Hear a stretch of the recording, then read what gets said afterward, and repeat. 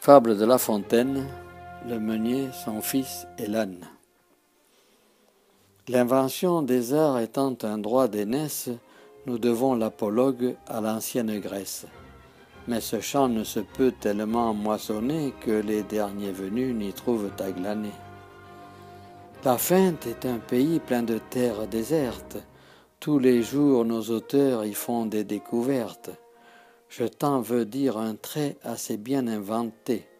Autrefois, à Racan, Malherbe l'a conté.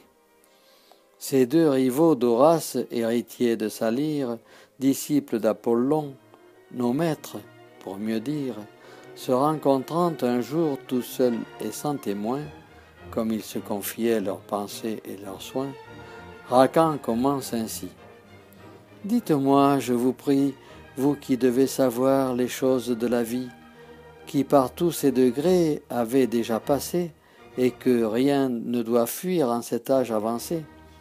À quoi me résoudrais-je? Il est temps que j'y pense. Vous connaissez mon bien, mon talent, ma naissance.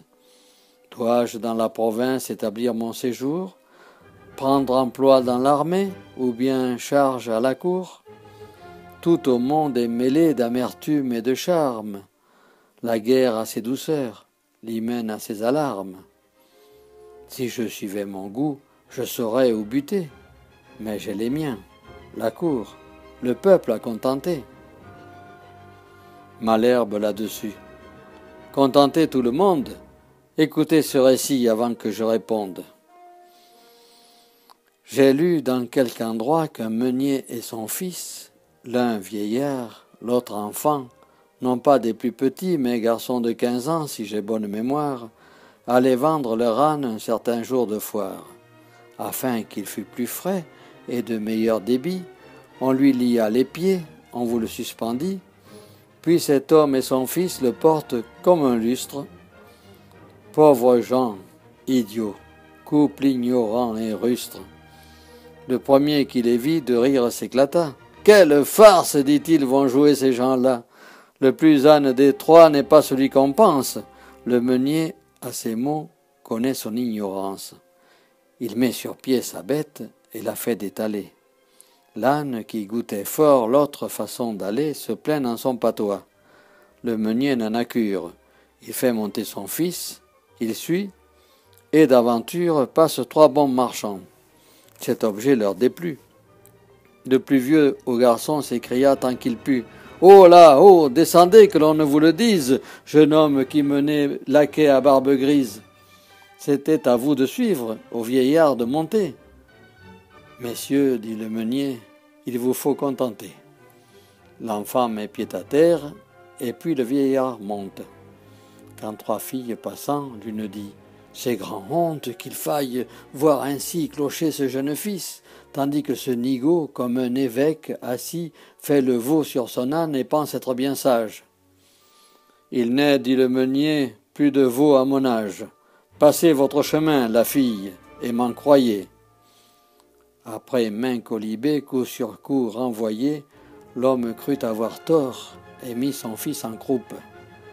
Au bout de 30 pas, une 3e troupe trouve encore à gloser. L'un dit « Ces gens sont fous. Le baudet n'en peut plus. Il mourra sous leurs coups. Et quoi, charger ainsi cette pauvre bourrique, n'ont-ils point de pitié de leur vieux domestique?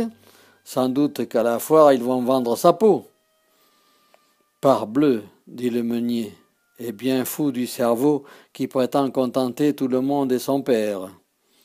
Essayons toutefois si par quelque manière nous en viendrons à bout. Ils descendent tous deux. L'âne se prélassant marche seul devant eux.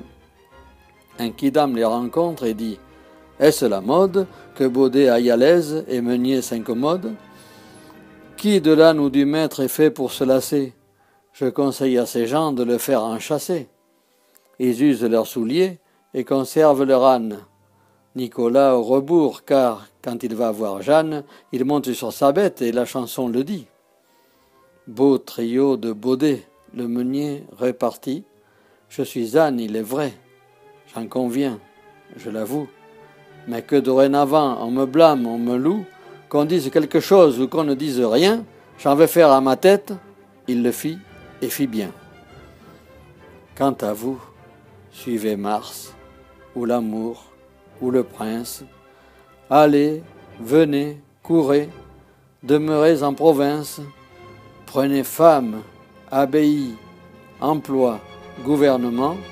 Les gens en parleront, n'en doutez nullement.